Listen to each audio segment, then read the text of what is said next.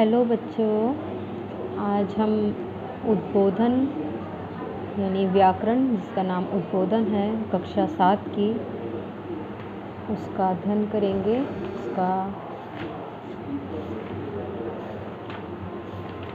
Lesson number second हो चुका है। लेसन नंबर 3 हम पढ़ेंगे जिसका शीर्षक है शब्द विचार।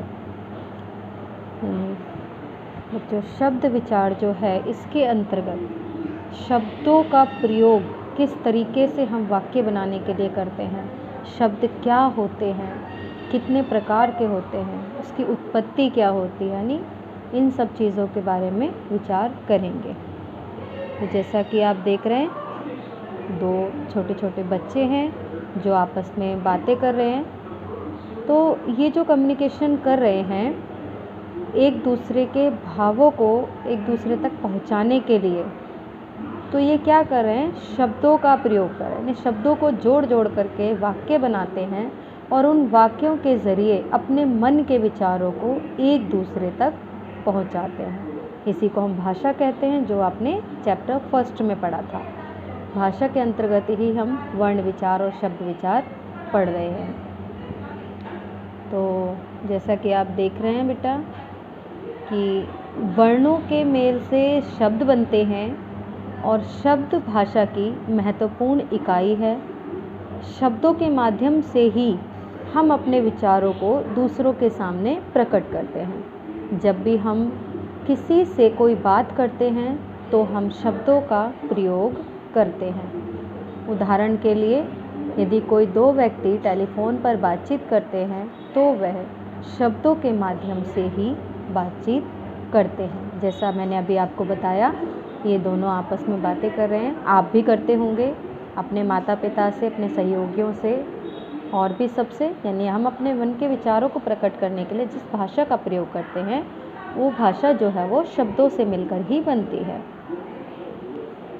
तो यहाँ आगे दिया गया है, आपको देखिए, 2 दोस्त शब्दों के माध्यम से एक दूसरे का हालचाल पूछ रहे हैं। उदाहरण के लिए आप निम्नलिखित वाक्य पढ़ सकते हैं। राहुल खेल रहा है, विशाल स्कूल जाता है, तमन्ना समाचार सुनती है। इन वाक्यों में अनेक शब्दों का प्रयोग किया गया है जो शब्द विभिन्न वर्णों के मेल से बने हैं।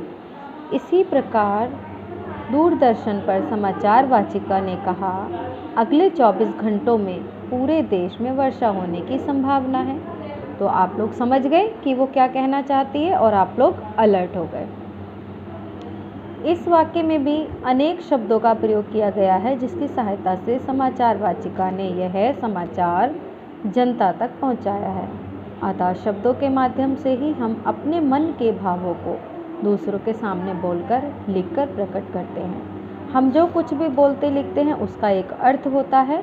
शब्द छोटा हो या बड़ा, उसका अपना अर्थ ज़रूर होता है।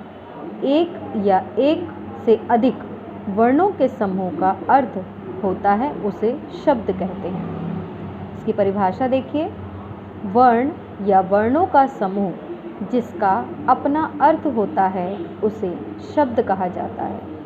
बेटा यहाँ पर आप देखिए, इन्होंने कहा है कि जिसका अपना अर्थ हो, यानी कि उल्टे सीधे वर्णों को जोड़कर बनाया गया शब्द निरर्थक होता है, उसका कोई अर्थ नहीं निकलेगा। और जब तक शब्द का अर्थ ना निकले तब तक उसका कोई अस्तित्व नहीं या उसका कोई प्रयोग नहीं किया जा सकता। इसलिए शब्द वही कहलाएगा जिसका कोई अर्थ निकलता हो, यानी जिससे किसी बात का पता चलता हो। अब हम पढ़ेंगे शब्द के भेद। शब्दों का वर्गीकरण 4 आधारों पर किया गया है। एक, उत्पत्ति के आधार पर, दूसरा रचना के आधार पर, तीसरा प्रयोग के आधार पर और चौथा अर्थ के आधार पर। तो सबसे पहला हम देखते हैं उत्पत्ति के आधार पर शब्द भेद। उत्पत्ति बेटा, जिस प्रकार से शब्द की उत्पत्ति हुई है उन शब्दों को हम इसमें पढ़ेंगे। हिंदी भाषा में शब्दों की उत्पत्ति 4 प्रकार से हुई है। इस आधार पर शब्दों को 4 भागों में बांटा गया है। देखिए, पहला है तत्सम। ठीक है, ध्यान से पढ़िएगा क्योंकि ये आपके लिए बहुत ही इम्पॉर्टेंट टॉपिक है। हिंदी भाषा का जन्म संस्कृत भाषा से हुआ है, इसलिए ही संस्कृत के अनेक शब्द उसी रूप में हिंदी भाषा में प्रयोग किए गए हैं। इन्हें तत्सम शब्द कहा जाता है, जैसे वायु, सूर्य, अग्नि, वानर, भिक्षा आदि। देखिए बेटा, संस्कृत भाषा के जो शब्द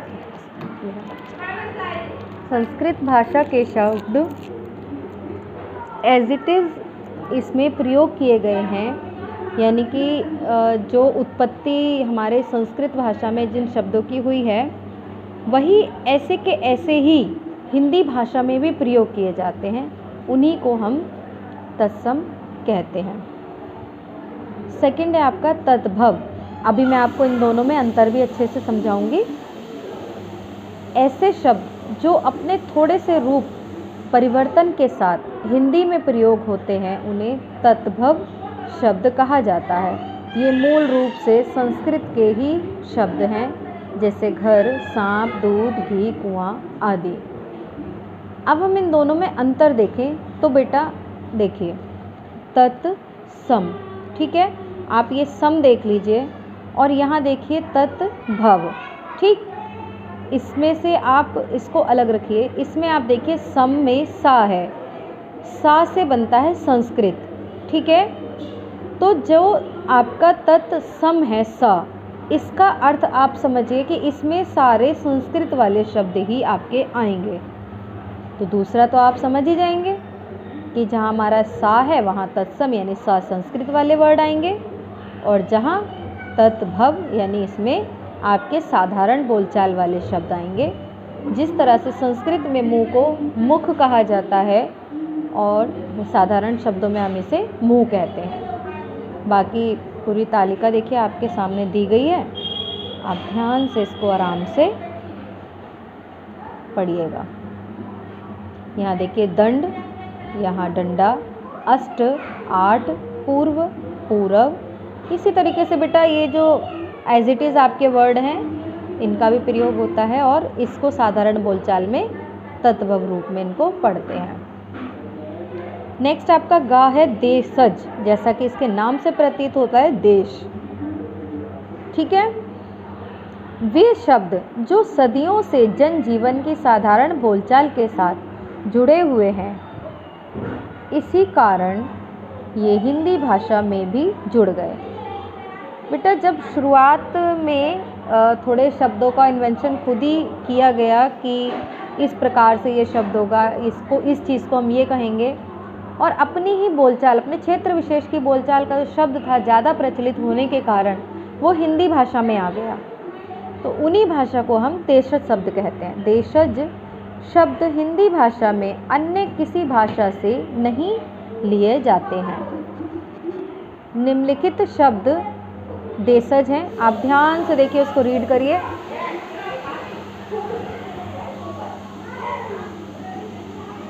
थैला, गाड़ी, जुग्गी, खिड़की, है ना।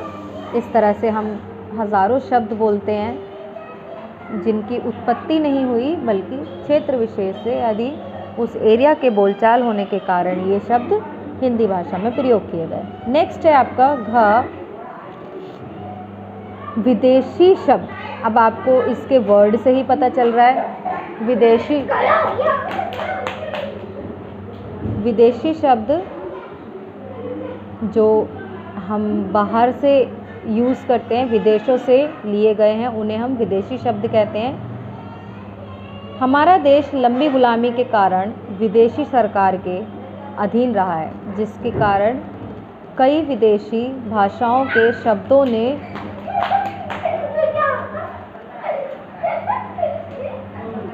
हिंदी में अपना स्थान बना लिया है। अतः हिंदी में अनेक विदेशी भाषाओं के शब्द आ गए हैं और ये सभी अपने मूल रूप में हिंदी में प्रयोग होते हैं। इन्हें